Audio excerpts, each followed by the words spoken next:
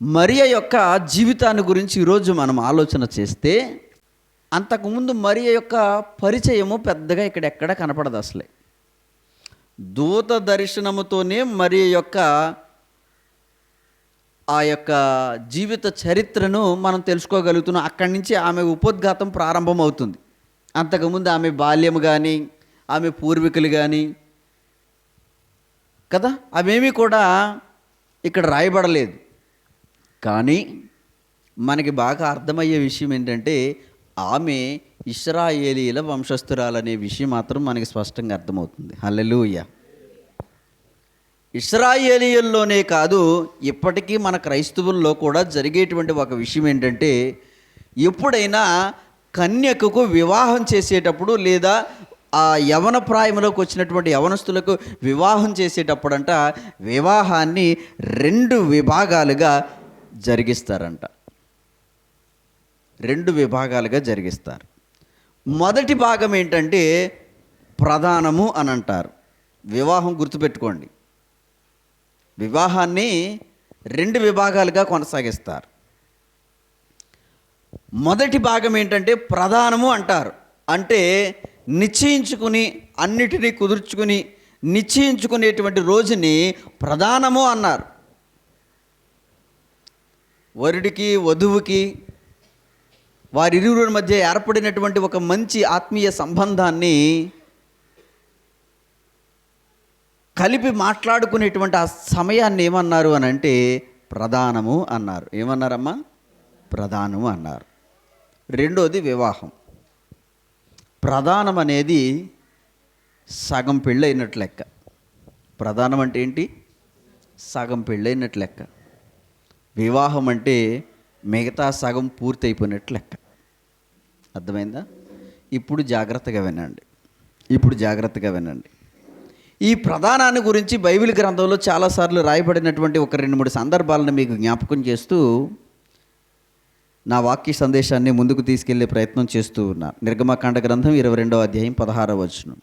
ఒకడు ప్రదానము చేయబడిన ఒక కన్యకను అన్నాడు. చాలు తల్లి, ఇక్కడ ఏమని రాయబడి ఉందంటే, పెళ్లి చేసుకోవటానికి ముందు ఏం జరుగుతుందంట? కన్యకతోటి ప్రదానం జరుగుతుంది. ఏం జరుగుతుంది గుర్తుపెట్టుకోండి. ప్రధానం ఇశ్రాయేలీలో ఉన్నటువంటి ఆనవాయితీ అది. అర్థమవుతుందా? తర్వాత ద్వితీయోపదేశకాండ గ్రంథం 20వ అధ్యాయం 7వ వచనం. ఒకడు స్త్రీని ప్రదానము చేసుకుని ఆమె ఇంకను, జాగ్రత్తగా ఆలోచన చేయండి. ఇక్కడ కూడా ఒక స్త్రీని అనగా కన్యకను ప్రదానము చేసుకున్నట్లుగా. అంటే మీకు ఇవి 2 మాటలు ఎందుకు జ్ఞాపకం చేశానంటే, ఆ వివాహ కార్యక్రమంలో ఇది 2 విభాగాలుగా జరుగుతుంది. మొదటి విభాగము ప్రధానము అనేది జరుగుతుంది అని జ్ఞాపకం చేయడానికి 2 రిఫరెన్స్లు మీకు చూపించాను. అర్థమవుతుందా? ఇప్పుడు ఆలోచన చేద్దాం.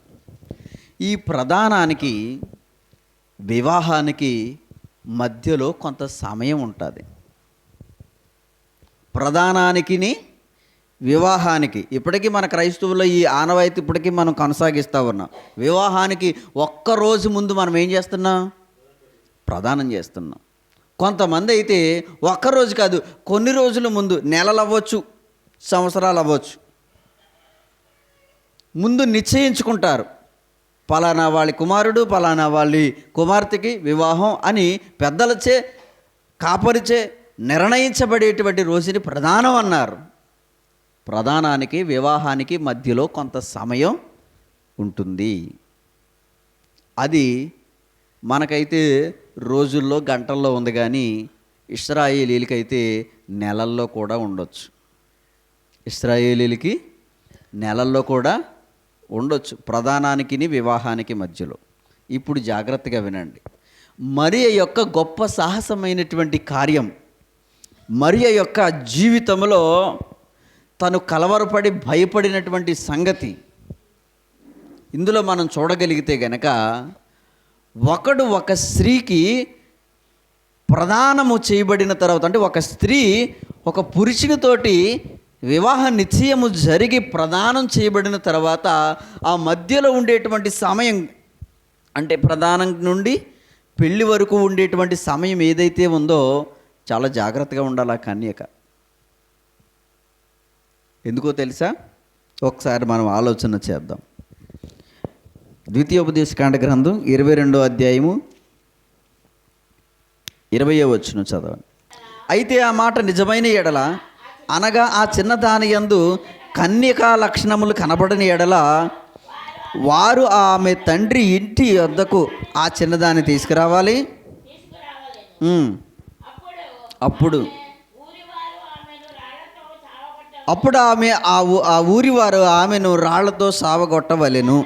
ఏలయనగా ఆమె తన తండ్రి ఇంట వ్యభిచరించి ఇశ్రాయేలీయులలో దుష్కార్యము చేసెను. అట్లు ఆ చెడుతనమును మీ మధ్య నుండి మీరు పరిహరించిన. అమ్మా, నేను చెప్పే వాక్య భాగం మీకు అర్థం కావాలంటే శ్రద్ధగా వినండి. చాలా లోతుగా ఈ మాటలు మీకు జ్ఞాపకం చేసే ప్రయత్నం చేస్తున్నాను. ఇప్పుడు వివాహం కోసం మీకు జ్ఞాపకం చేశాను. వివాహానికి ముందు ఏం జరుగుతుంది? ప్రదానం జరుగుతుంది.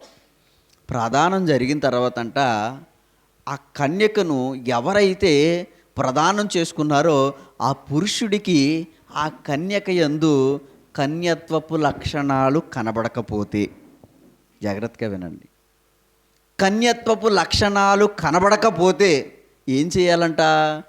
అప్పుడు అతను ఆ ఊరి పెద్దలతోటి, నాకు ప్రదానము చేయబడినటువంటి ఆ స్త్రీ అందు నాకు కన్యక లక్షణాలు కనబడలేదు అని ఒకవేళ ఆ వ్యక్తి ఫిర్యాదు చేస్తే, ఆ కన్యకా లక్షణాలు లేవని అక్కడ కొంతమంది స్త్రీల చేత నిర్ధారించబడిన తర్వాత ఈమె కన్యక కాదు అని తెలిస్తే, పరిశుద్ధంగా లేదు, పవిత్రంగా లేదు, వివాహం జరిగేంత వరకు ఈమె తన దేహాన్ని పవిత్రంగా ఉంచుకోలేదు అని నిర్ధారించబడితే ఆమెకి వేసిన శిక్ష ఏంటి?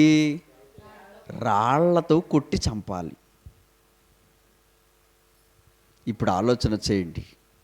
మరియలో కన్యత్వపు లక్షణాలు కాదు, అక్కడ గర్భవతియే అయ్యిందంట. దేవుని సర్వోన్నతమైనటువంటి శక్తి చేత గర్భవతి అవుతావు అని దేవుడు తెలియచేశాడు. ఇప్పుడు మరియకి ఎంత భయం ఉంటుంది చెప్పండి. ఎందుకని? అప్పటికి ప్రదానం చేయబడింది. ఎవరికి చేత? యోసేపు అనేటువంటి ఒక నీతిమంతుని చేత నీతిమంతుడికి ప్రదానం చేయబడింది.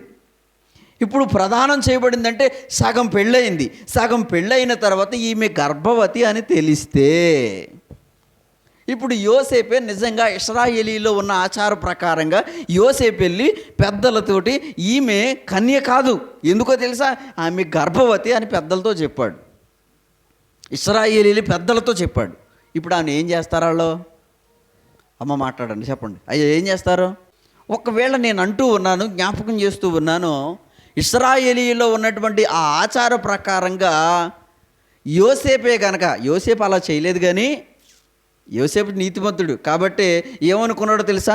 ఎప్పుడైతే ఆమె గర్భవతి అని తెలిసిందో, నువ్వు నీ భార్య, నీకు ప్రదానం చేయబడిన భార్య గర్భవతి అని ఎప్పుడైతే తెలిసిందో అప్పుడు అనుకున్నాడంట, ఆమెను అవమానపడితే మనకేం వస్తుందిలే, పోనీ ఇప్పుడు మళ్ళీ ఈ విషయం పెద్దల్లోకి తీసుకెళ్తే మొత్తం ఆమెని రాళ్ళేసి కొట్టి చంపుతారు, ఇంత అవమానం ఆమెకి ఎందుకులే అని రహస్యంగా విడనాడని ఉద్దేశించాడంట. అంటే ఆమెను అవమానపరచొద్దు, అలానే పెళ్ళి వద్దు, రహస్యంగా, అమ్మ నీ దారి నీది, నా దారిని అది, నేను మళ్ళీ ఇంకెవరొకరు చేసుకుంటానమ్మా, మరి నువ్వు పరిశుద్ధురాలు కదా, నువ్వు మాట చెప్పేసి రహస్యంగా విడనాడని ఉద్దేశించాడంట. మత్తయి సువార్త 1వ అధ్యాయం 19వ వచనం. యోసేపు నీతిమంతుడయ్యుండి ఆమెను అవమానపరచనల్లక రహస్యముగా ఆమెను విడనాడ ఉద్దేశించాను. ఇప్పుడు జాగ్రత్తగా వినండి. పనిలో పని యోసేపుని గురించి కూడా 2 మాటలు చెప్తాను, వినండి. జాగ్రత్తగా వింటే ఈ మాటలు మీకు అర్థమవుతాయి. యోసేపు ఏమనుకున్నాడు? ఆమెను అవమానపరిస్తే మనకేమొస్తుంది? ఇప్పుడు ఈ విషయం కనుక పెద్దలకి చెబితే కనుక పెద్దలు ఆమెను ఊరి వెలుపటగా తీసుకొని వస్తారు, అందరూ రాళ్ళేసి కొడతారు, చంపుతారు. ఎందుకు ఇంత అవమానమైన క్రియ? పోనీలే ఎవరికి తెలియకోకుండా సీక్రెట్గా ఉంచేస్తే ఆమె ఓ 10 నెలలు, లేకపోతే ఆమె డెలివరీ అయ్యేంతవరకు, ప్రసవించేంతవరకు ఎక్కడో సీక్రెట్గా ఎవరికంటా కనబడుకోకుండా ఎక్కడో సీక్రెట్గా ఉంటుంది. ఆ తర్వాత ఏదో రకంగా ఆమె బతుకుతుంది, నా బ్రతుకు నేను బతుకుతాను, ఎందుకు వచ్చిందిలే అని నీతిమంతుడు కాబట్టి సీక్రెట్గా విడిచిపెట్టేద్దామని అనుకున్నాడంట. నీతిమంతుడు కాబట్టి. నీతిమంతుడు కావడానికి ఎంత అలర్ చేసి ఉండదో. ఇప్పుడు ఇంకో మాట కూడా మేము జ్ఞాపకం చేస్తున్నాను. ఆ సమయంలో ఎవ్వరు వెళ్ళి చెప్పినా యోసేపుకి సందేహం కుదరదు. యోసేపు, నువ్వేదో గర్భవతి అయింది కాబట్టి ఆమె ఏదో అపవిత్రాలని నువ్వు అనుకుంటున్నావేమో. పవిత్రాలామే, దేవుని వలన, దేవుని పరిశుద్ధాత్మ శక్తి వలన ఆమె గర్భవతి అయింది. ప్రవచనాల నెరవేర్పు నీ భార్య ఏందో నెరవేరుతుందని ఏ మనుష్యుడు వెళ్ళి చెప్పినా సరే చెప్పొచ్చావులేవయ్యా అని నమ్మకం కుదుర్చుకోలేడు. అందుకనే ఆ సమయాన్ని దేవుడు మనుషుల చేత చెప్పించలేదు. మీరు చూడండి, దావీదు దగ్గరికి నాతాన్ని పంపించాడు దేవుడు, హిజ్కియా దగ్గరికి యెషయాను పంపించాడు దేవుడు. ఆలోచన చేస్తే సౌలు దగ్గరికి అననీయాను పంపించాను దేవుడు మనుషుల్ని. కానీ యోసేపు దగ్గర కూడా ఇంకో మనిషిని ఎవరో ఒకరిని పంపించవచ్చు. కానీ అన్ని విషయాలు వేరు, ఈ విషయం వేరు. ఈ విషయంలో ఏ మనుష్యుడు చెప్పినా సరే నిర్ధారించుకోలేడు.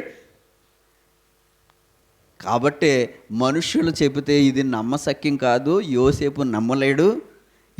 ఇది వేరే సంగతి. కాబట్టి తన జీవితంలో ఒక కీలకమైన కదా, వివాహం అనేది ప్రతి స్త్రీలోనూ పురుషులను ఒక కీలకమైనటువంటి ఘట్టం. అది వారి కుటుంబ వ్యవస్థలోనికి అడుగు పెట్టడానికి ఓ మంచి శుభసూచకమైనటువంటి జీవితంలో ఒక కీలక మలుపు అనేది వివాహంతో ప్రారంభమవుతుంది వాళ్ళకి. అక్కడి నుంచి వారికంటూ ఒక కుటుంబం, వారికంటూ ఒక ప్రత్యేక గుర్తింపు, గౌరవము, ఇవన్నీ కూడా పిల్లలు, వారి యొక్క కుటుంబము, ఓ ప్రత్యేక గుర్తింపు అనేది ఉంటుంది. కాబట్టి ఆ సమయంలో ఇలాంటి సంగతిని పురుషులు అంగీకరించడం చాలా కష్టం. కాబట్టి దేవుడు ఆ సమయంలో ఏ మనుష్యుడిని పంపలేదు. ఎవరిని పంపించాడు యోసేపు దగ్గరికి? దేవదూత చెబితే అప్పుడు డిక్లేర్ చేసుకున్నాడు. అప్పటి నుండి కదా, దేవదూత వచ్చి అన్నది, ఆమెను చేర్చుకోవడానికి నువ్వు భయపడొద్దు, ఆమె గర్భం ధరించింది పరిశుద్ధాత్మ వలన కలిగింది అని అంటే, ఇంకా మనం ఆలోచన చేస్తే ఆ కింద వచనాల్లో మనం చూసుకుంటే 34వ వచనంలో యోసేపు అంట ప్రభుదూత తనకు ఆజ్ఞాపించిన ప్రకారంగా తన భార్యను చేర్చుకున్నాడు. అప్పుడు దాకా చేర్చుకోలేదు. అంటే దూత యొక్క వర్తమానాన్ని అంగీకరించాడు నీతిమంతుడు కాబట్టి. ఇక్కడ యోసేపుని గురించి కూడా మీకు జ్ఞాపకం చేస్తున్నాను. ఒకవేళ అంగీకరించకుండా ఏదో కల వచ్చిందిలే, పీడకల అయి ఉంటుందిలే, లేకపోతే ఇదేదో అయి ఉంటుందిలే అని భ్రమపడ్డానేమోలే అని అనేసి నిజంగా వెళ్ళి ఆ ఊరి పెద్దలతో, ఇశ్రాయేలీల ప్రముఖులతోటి నా భార్య కన్యక కాదు, ఆమె అపవిత్రురాలు అని ఒకవేళ ఒక్క మాట చెబితే గనక మరియ పరిస్థితి ఏంటి? అయ్యా అమ్మ చెప్పండి, మరియ పరిస్థితి ఏంటి? రాళ్ళేసి కొట్టి చంపాలి. మరియ యొక్క సాహసమైనటువంటి కార్యాన్ని మీకు జ్ఞాపకం చేస్తున్నాను. అందుకనే ఆమెను గురించి రాయబడిన మాట ఏంటంటే, ఆ తరము ఈ తరం అనేటువంటి భేదం లేకోకుండా అన్ని తరముల వారు ఆమెను ధన్యురాలన్నారు. హల్లెలూయా. అన్ని తరాల వాళ్ళు కూడా ఆమెను ఏమన్నారు? ధన్యురాలు అన్నారు. కాబట్టి ఆమె కూడా మొదట్లో భయపడిందంట. ఆమె కూడా మొదట్లో భయపడితే అప్పుడు దూత వెళ్ళి భయపడకము మరియా, భయపడకము. మొదట ఆమెను పిలిచినటువంటి పిలుపు ఏంటంటే, ఈ శుభవచనం ఏమిటో అని ఆలోచించుకొని చుండగా దూత మరియా భయపడకము అంటే, మరి అప్పటికి ఏం చెప్తుంది? భయపడింది. ఇప్పుడు ఏంటి నా పరిస్థితి? నా వల్లే తప్పిదము లేదే, నేను చాలా పవిత్రంగా జీవించానే, నేను చాలా భక్తిగా నిష్టగా జీవించానే, పవిత్రంగా ఇంతవరకు కూడా. అందుకని మరియా మరలా కన్ఫర్మ్ చేస్తుంది, నేను పురుషుణ్ణి ఎరుగని దానిని. ఎంత శ్రేష్టమైన మాట! మరలా ఇంకొకసారి జ్ఞాపకం చేస్తుంది, నేను పురుషుణ్ణి ఎరుగని దానిని, నేను ఎలా గర్భవతినయ్యాను. మరలా అంటుంది, అమ్మ సర్వోన్నతమైన శక్తి నిన్ను కమ్ముకుంది. దేవుడు ఎలా అయినా పిల్లల్ని పుట్టించగలడమ్మా. పురుష ప్రమేయం లేకోకుండా కూడా దేవుడు పిల్లల్ని పుట్టించగలడు. హల్లెలూయా. ఇప్పుడు నేను మీకు జ్ఞాపకం చేసేటువంటి ఒక విషయం ఏంటి అని అంటే గనక, ఒకవేళ ఏ స్త్రీలోనైనా కన్యత్వము కనకబడకపోతే రాళ్లతో కొట్టి చంపాలనేటువంటి ఇశ్రాయేలీయుల యొక్క నిబంధన అప్పటికి అమల్లో ఉన్నప్పటికీ కూడా యోసేపుకి ప్రదానము చేయబడినటువంటి మరియా గర్భవతి అయ్యింది. జాగ్రత్తగా ఆలోచన చేస్తే గనక యోసేపు ఆమె మీద నేరం వేసి తప్పించుకోవచ్చు, కానీ ఏ నేరము వెయ్యలేదు. ఏ నేరము ఆమె మీద వెయ్యలేదు. ఇప్పుడు ఆలోచన చేస్తే ప్రియమైనటువంటి దేవుని బిడ్డలారా, ఇశ్రాయేలీల యొక్క నిబంధనలు, ఇశ్రాయేల్లో ఉన్నటువంటి కఠినమైన ఆంక్షలు దేవుడు అన్ని పెట్టకపోతే గనక అది విచ్చలవిడైపోతుంది, వ్యభిచారం. కాబట్టి దేవుడు ఏమన్నాడంటే, నీకు ఒక్కతియే స్త్రీ అని దేవుడు విధించిన ఆజ్ఞ. ఒకవేళ ఎవరైనా కూడా అలాంటి తప్పిదాలు చేయటానికి ప్రయత్నం చేస్తే కనుక వాళ్ళకి మరణశిక్ష అనేటువంటి శాసనాన్ని దేవుడు అక్కడ విధించాడు. అవి లేకపోతే కనుక ఇశ్రాయేలీలు ఇంకా భ్రష్ట స్థితిలోనికి వెళ్ళిపోదురు. మరలా నోవహ సంతానం మీద సంతాపపడినట్లుగా దేవుడు మరలా ఇంకోసారి మనుషులను చూచి సంతాపపడవలసి వచ్చును. ఎందుకంటే మనుషులు భ్రష్టులుగా మారిపోతారు కాబట్టి.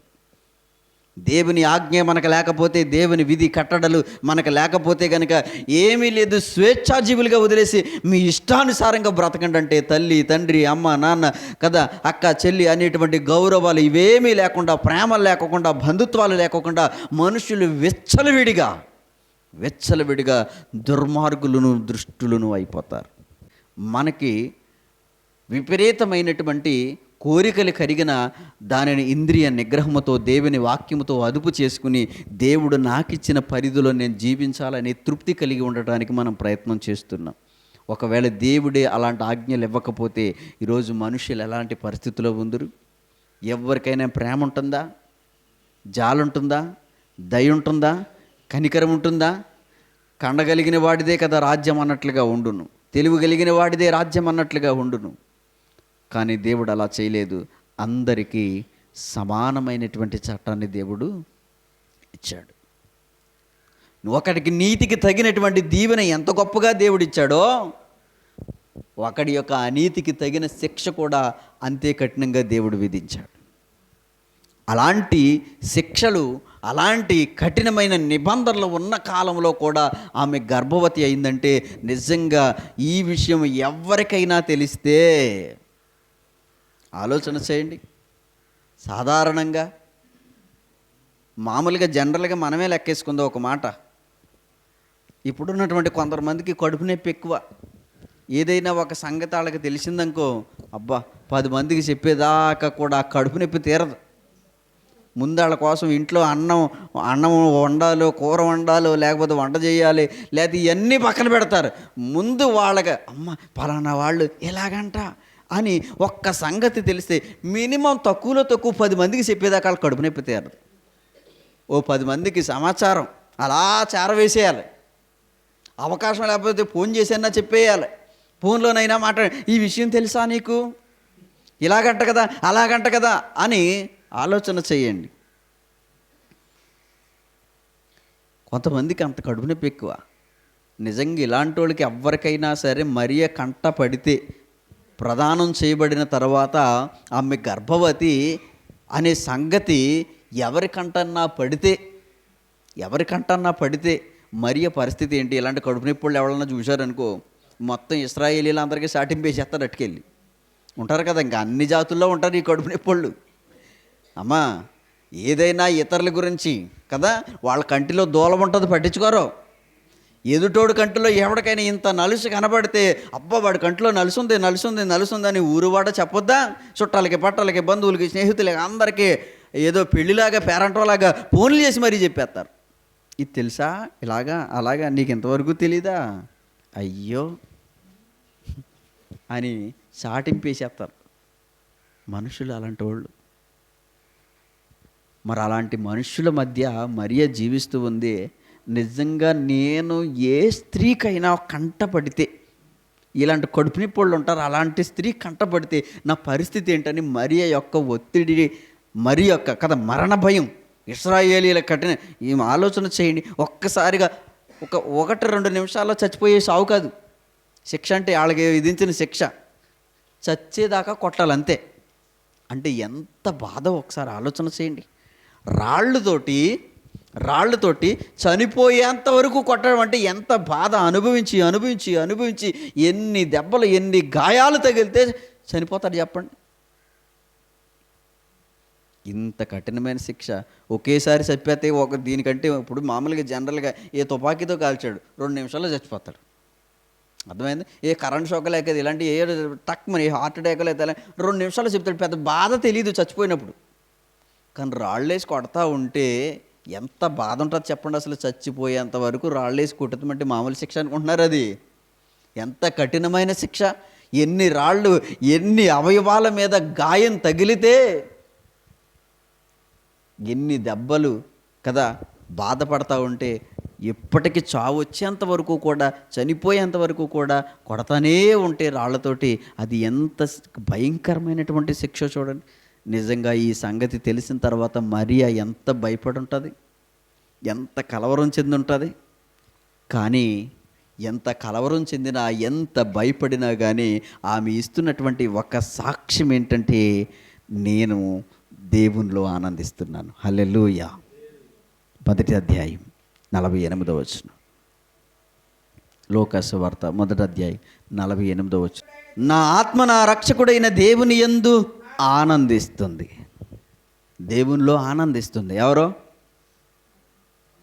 మరియా. మరియా దేవునిలో ఆనందిస్తుంది. ఎందుకో తెలుసా? మీరు జాగ్రత్తగా, నిజంగా ఎవరైనా గర్భవతి అయిందంటే అది సంతోషించదగిన విషయం. దేవుడు నన్ను జ్ఞాపకం చేసుకున్నాడు అని అందరికీ ఫోన్లు చేసి చెప్పి కదా సంతోషించదగిన విషయం. కానీ ప్రదానం చేయబడిన తర్వాత ఇంకా వివాహం కాక మునిపే గర్భవతి అని తెలిస్తే అది అవమానకరం.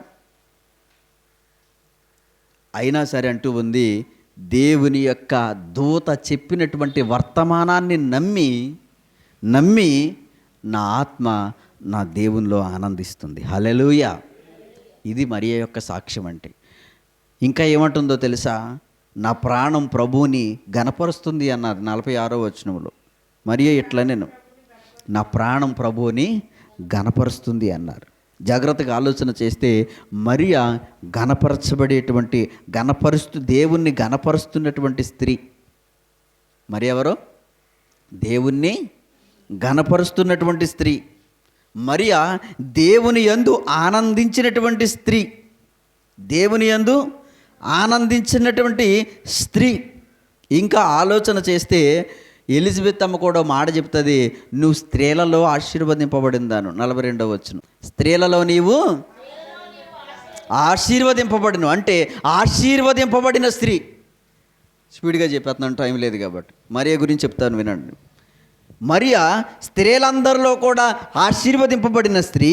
ఇంకా ఆలోచన చేస్తే ప్రభువుని ఘనపరిచినటువంటి స్త్రీ. ఇంకా ఆలోచన చేస్తే దేవుని యందు ఆనందించినటువంటి స్త్రీ. ఇంకా ఆలోచన చేస్తే అన్ని తరముల చేత ధన్యురాలని పిలిపించుకుంటున్నటువంటి స్త్రీ. ధన్యురాలు అంటారు. అన్ని తరముల వారి చేత ధన్యురాలని పిలిపించుకున్నటువంటి స్త్రీ. ఇది మరియలో ఉన్నటువంటి ఇన్ని లక్షణాలు. ఇంకా ఆలోచన చేస్తే ఇంకో మాట కూడా ఉంటుంది. 1వ అధ్యాయం 30వ వచనంలో ఉంటుంది, నీవు దేవుని వలన నీవు కృప పొందితివి. హల్లెలూయా. 2వ లైన్లో ఉంటుంది, చదువుకోండి. దేవుని వలన కృప పొందిన స్త్రీ, దేవుని ఘనపరిచినటువంటి స్త్రీ, దేవుని యందు ఆనందించినటువంటి స్త్రీ. ఇంకా ఆలోచన చేస్తే గనక అన్ని తరముల వారి చేత ధన్యురాలని పిలిపించుకున్నటువంటి స్త్రీ. 4 లక్షణాలు చెప్పాను. ఊరికనే దేవుడు సెలెక్ట్ చేసుకోడండి. విశేషమైన లక్షణాలు ఉంటేనే కానీ దేవుడు తన పనికి ఏ వ్యక్తిని ఉపయోగించుకోడు. ఎవరు మడితే వాళ్ళని దేవుడు ఉపయోగించేసుకుంటే ఇంకెందుకు? ఎన్నో వాళ్ళలో మంచి మంచి లక్షణాలు దేవుడు కనుగొంటేనే కానీ తన పనికి దేవుడు ఉపయోగించుకోడు. ఇప్పుడు దేవుడు తన చిత్త ప్రకారమైనటువంటి పని ఈ భూమి మీద జరిగించటానికి, భూమి మీదకి ఆయన రావటానికి మరియను ఎంచుకున్నాడంటే మరియలో ఎన్నో మంచి లక్షణాలు ఉన్నాయి. కాబట్టి బైబిల్లో కూడా ఓ మాట రాయబడుతూ ఉంటుంది. సామెతల గ్రంథం 31:30లో ఒక మాట రాయబడుతుంది, యెహోవా యందు భయభక్తులు కలిగినటువంటి స్త్రీ అంట కొనియాడబడుతుందంట. మరియ దేవుని యందు భయభక్తులు కలిగిన స్త్రీ కాబట్టి ఆమె 2023 సంవత్సరాలైనా సరే కొనియాడబడుతుంది. అవునా కాదా? కొనియాడబడుతుంది. హల్లెలూయా, హల్లెలూయా. ఇప్పుడు స్పిరిచువల్గా ఒకే ఒక మాట మీకు జ్ఞాపకం చేస్తున్నాను. మరియ గర్భవతి అయినటువంటి సమయంలో ఆమె వయస్సు వివాహానికి వచ్చినటువంటి మాట్లాడకూడదు, వివాహానికి వచ్చినటువంటి ఆమె యొక్క వయస్సు ఎంత ఉంటుంది? యుక్త వయస్సు. స్త్రీకి వివాహం చేయబడేటువంటి వయస్సు ఇశ్రాయేలీయుల్లో 16 నుండి 18, 19, 20 ఈ లోపు వయస్సు ఉంటుంది ఇశ్రాయేలీయుల్లో. అర్థమవుతుందా? ఇశ్రాయేలీయుల్లో స్త్రీలలో వివాహ వయస్సు 16 తర్వాత నుంచి 18 లోపు ఉంటుంది. ఇప్పుడు మీకు జ్ఞాపకం చేస్తున్నాను, 16, 18 అంటే 10th class, intermediate age. 10th class. ఈరోజు ఆడపిల్లలైనా మగపిల్లలైనా సరే మరియలాగా అదే వయసులో ఉన్నటువంటి వారు, మరియ ఆ వయసులో ఉన్నప్పుడు ఎంత పవిత్రంగా, పరిశుద్ధంగా, నీతిగా దేవుని కొరకు జీవిస్తూ దేవుణ్ణి ఘనపరుస్తూ, ఏ వయసులో అమ్మ చెప్పండి, ఏ వయసులో? చాలా యుక్త వయసులో ప్రభువుని ఘనపరిచింది. చాలా యుక్త వయసులో చాలా శ్రేష్టమైనటువంటి మాటలు పలికింది. నా ఆత్మ నా దేవునితో ఆనందిస్తుందని చెప్పింది. మరి ఆ వయసులో ఉన్నటువంటి పిల్లలు ఇప్పుడు ఎలా ఉంటున్నారు? మీ అందరికీ మైక్ ఇచ్చి యుక్త వయసులో ఉన్నటువంటి పిల్లల కోసం ఈ కాలంలో ఒక్క మాట చెప్పనంటే మీరందరూ తల మాట చెప్తారు.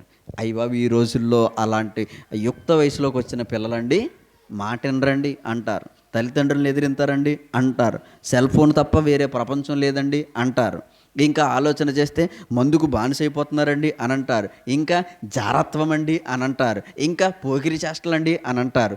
ఇలా మైక్ ఇచ్చి మిమ్మల్ని అందరినీ తలో మాట చెప్పమంటే చెబుతానే ఉంటారు. ఈ కాలంలో ఉన్న యవనస్తుల్లో ఉన్న చెడ్డ లక్షణాలు ఎంతమంది చెప్పినా తరగో అన్నున్నాయి. ఉన్నాయా లేవా? మరి మరియ ఎలా ఉంది? యుక్త వయసులో మరియా యోసేపులు ఎలా ఉన్నారో ఈరోజు యుక్త వయసులో ఉన్నటువంటి యవనస్తులు ఎలా ఉంటున్నారు? బైబిల్లో దేవుడు విధించినటువంటి ఆ పరిశుద్ధ ఆజ్ఞలను అనుసరించి నడుచుకుంటున్నారా? బైబిల్లో భక్తులు జీవించినటువంటి జీవితాన్ని మాదిరిగా తీసుకుంటున్నారా? ఈరోజు ఆలోచన చేయండి. వివాహం అయ్యేంత వరకు ఎంతమంది యవనస్తులు తమ దేహాలను పవిత్రంగా ఉంచుకుంటున్నారు? వివాహం అయ్యేంత వరకు ఏ విధమైనటువంటి అపవిత్రతకు గురవ్వకుండా తమ దేహాన్ని, ఆత్మను పవిత్రంగా ఉంచుకొని దేవుడు చెప్పిన ప్రకారంగా తమ జీవితాలను కట్టుకునేటువంటి యవనస్తులు ఎంతమంది ఉన్నారు? ఈరోజు పాపం విచ్చలవిడైపోలేదా? జారత్వం విచ్చలవిడైపోలేదా? వివాహానికి ముందే లైంగిక పరమైనటువంటి అనేకమైనటువంటి సంబంధాలు, వ్యభిచారాలు, ఎన్ని రకాలుగా లోకం చెడిపోయిందో మనం చూస్తున్నామా లేదా?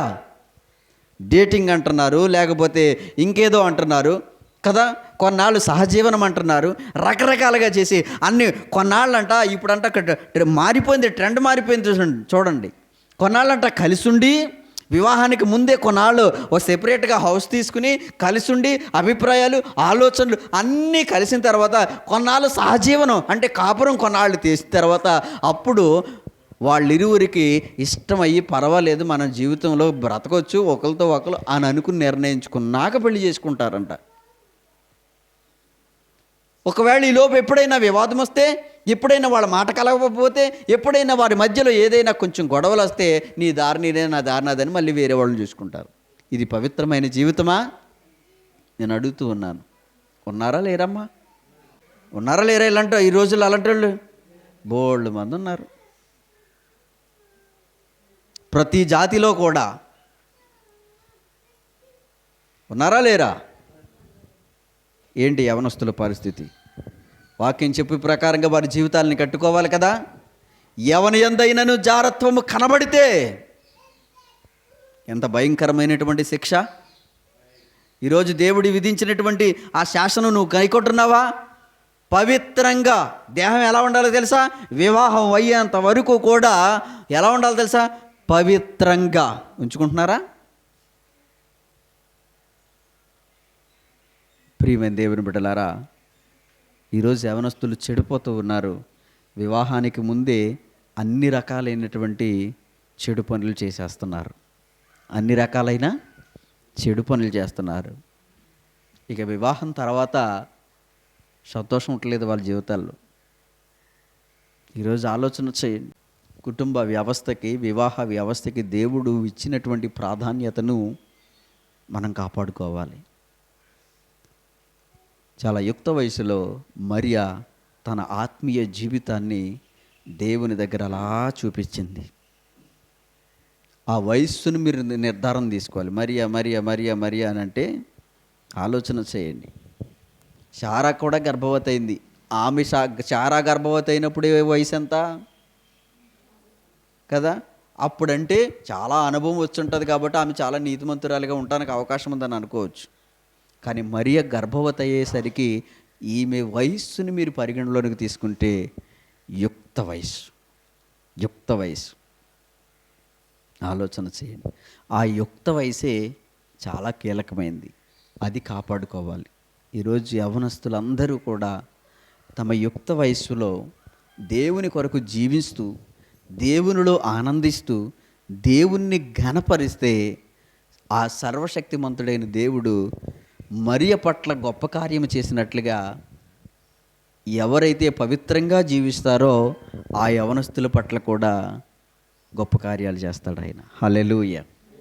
అలాంటి గొప్ప కార్యాలు యవనస్తుల్లో జరగాలంటే మరియను, యోసేపుని, నేటి తరములో ఆడపిల్లల్లో మరియను అంతకంటే రోల్ మోడల్ ఇంకెవరు లేరు. అసలే యుక్త వయసులో అంతకంటే రోల్ మోడల్ ఇంకెవరు లేరు. ఆలోచన చేయండి. ఇప్పుడు 10th క్లాసు పిల్లలు ఎలా ఉంటున్నారు? అమ్మ, మనం రోజు వింటున్నాం ఈ మాటలు, చెప్పుకోవసరం లేదు అసలు. ఆ ఇప్పుడున్న యవనస్తుల కోసం, పిల్లల కోసం చెప్పుకోవసరం లేదు. ఓ మాట చెప్పాలంటే నిజంగా యేసుప్రభు ఆ కాలంలో అన్నారు, చిన్నపిల్లల్ని ఆటంకపరచకుండా వాళ్ళు నా ఎద్దుకు రానివ్వండి అన్నాడు. కానీ ఆయన ఈ కాలంలో పిల్లల్ని అయితే అర్జెంటుగా వాళ్ళని దూరంగా తరిమి కొట్టేయండి అని అంటాడు ఆయన. అలా ఉన్నారు ఇప్పుడు పిల్లలు. అప్పుడైతే ఆయన అన్నాడు, వాళ్ళని ఆటంకపరచొద్దయ్యా, రానివ్వండి నా దగ్గరికి అన్నాడు ఆయన. ఇప్పుడైతే అర్జెంటుగా వీళ్ళని దూరంగా తరిమి కొట్టండి, వీళ్ళు అసలు కుదురోళ్ళు కాదు వీళ్ళు అని ఇప్పుడున్న పిల్లల్ని అయితే, ఇప్పుడున్న యవనస్తులను అయితే దూరంగా తరిమి కొట్టినా కొడతాడు ఆయన. ఏది దేవాలయంలో రోకలు మార్చేవాళ్ళని కొరడాతో కొట్టారు చూడండి, అలా కొట్టినా కొడతారు. అప్పటికి ఇప్పటికి ఉన్నటువంటి వ్యత్యాసం చూస్తే పిల్లలు కూడా భ్రష్టులు అవుతూ ఉన్నారు. ప్రియమైన దేవుని బిడ్డలారా, మరి ఆ యోసేపులను మనం మార్గదర్శకంగా తీసుకోవాలి. ముఖ్యంగా యవనస్తులైనటువంటి వారికి మరియను చూపించి ఇలా జీవించాలని రా అని చెప్పాలి. మరియది కూడా మరియ సాక్ష్యం ఇచ్చింది కదా, నా ప్రాణం గణపరిచింది ప్రభువుని, నేను దేవునిలో ఆనందిస్తున్నాను, సర్వశక్తిమంతుడు నాకు గొప్ప కార్యాలు చేశాడు, అన్ని తరముల వారు నన్ను ధన్యురాలని అన్నారు, స్త్రీలలో నేను ఆశీర్వదింపబడిన దాన్ని అని మరియ చెప్పిన ప్రకారంగా మీరు కూడా అలా ఉండాలంటే మరియను చూసి నేర్చుకుంటారని ఈ తరం పిల్లలకి చెప్పాలి. మనోళ్ళు దేవునిలో ఆనందించలేదు. మరి అయితే నేను నా దేవునిలో ఆనందిస్తున్నానని చెప్పింది, కానీ మనోళ్ళు అయితే బిగ్ బాస్ షో చూసి ఆనందిస్తున్నారు, కామెడీ షోలు చూసి ఆనందిస్తున్నారు. ఆలోచన చేయండి. ఇంకా ఆలోచన చేస్తే కనుక సినిమాలు, షికార్లు, సెలబ్రిటీలు ఇవన్నీ కూడా లోక సంబంధమైన విషయాలు అన్నింటిలో ఆనందిస్తున్నారు యవనస్తులు. దేవునిలో ఆనందిస్తున్నారు అనుకుంటున్నారా? ఉన్నారా? ఈరోజు దేవునిలో ఆనందించేటువంటి యవనస్తులు ఉన్నారా? లేరు. ప్రతి వ్యర్థమైన చోట ఆనందాన్ని వెతుక్కుంటూ పరిగెడుతున్నాడమ్మా యవనస్తురాలైనటువంటి ప్రతి ఒక్కరు కూడా. పనికి మాలిన షో ఒకటి తగిలడ్డది అందులో కదా. వివాహమైనటువంటి వాళ్ళని, వివాహం కాలేనటువంటి వాళ్ళని అందరినీ కలిసి ఎన్ని నెలలు మరి నాకు తెలియదు ఓ ఇంట్లో పడేస్తున్నారంట, దాన్ని బిగ్ బాస్ అంటున్నారు. అందులో మళ్ళీ టాస్క్లు అంట, అయ్యి అంట చాలా ఘోరంగా ఉంటుందని చాలామంది చెప్తా ఉంటున్నారు. అవసరం అది? మనుషులు చెడిపోవటానికి దారులు ఎన్నో ఉన్నాయి, చెడిపోవటానికి అవకాశాలు ఎక్కువ ఉన్నాయి. ఎవరైతే చెడిపోకోకుండా తమ దేహాన్ని, ఆత్మను పరిశుద్ధంగా, పవిత్రంగా ఉంచుకుంటారో వారి పట్ల దేవుడు ఏ మేలు చేయక మానడం. యథార్థవంతులకు ఆయన ఏ మేలు చేయక మానడని వాక్యం ఉంది. నువ్వు యథార్థంగా జీవిస్తే దేవుడు తప్పకుండా నీకు మేలు చేస్తాడు, నీకు మేలైనది ఇస్తాడు. కాబట్టి ప్రియ దేవుని బిడ్డలారా, ఈ ఉదయకాలంలో ఈ వాక్యాన్ని మీ హృదయంలో భద్రపరచుకోండి. ముఖ్యంగా యవనస్తులైనటువంటి వారు ఈ మాటలు హృదయమందు భద్రపరచుకోండి. విన్నటువంటి ఈ మాటలను మీ కుటుంబాలలో ఉన్నటువంటి యవనస్తులకు తెలియచేసి మీ పిల్లలను మరియ వలె యోసేపు వలె యవన ప్రాయములో పరిశుద్ధంగా జీవించినటువంటి మరియా యోసేపుల వలె వారికి కూడా మంచి లక్షణాలు నేర్పించి దేవునిలో ఆనందించేటట్లుగా వారిని తయారు చేయాలని తెలియచేస్తూ ఈ మాటలు ముగిస్తున్నాను. దేవుడి మాటలు దీవించును గాక.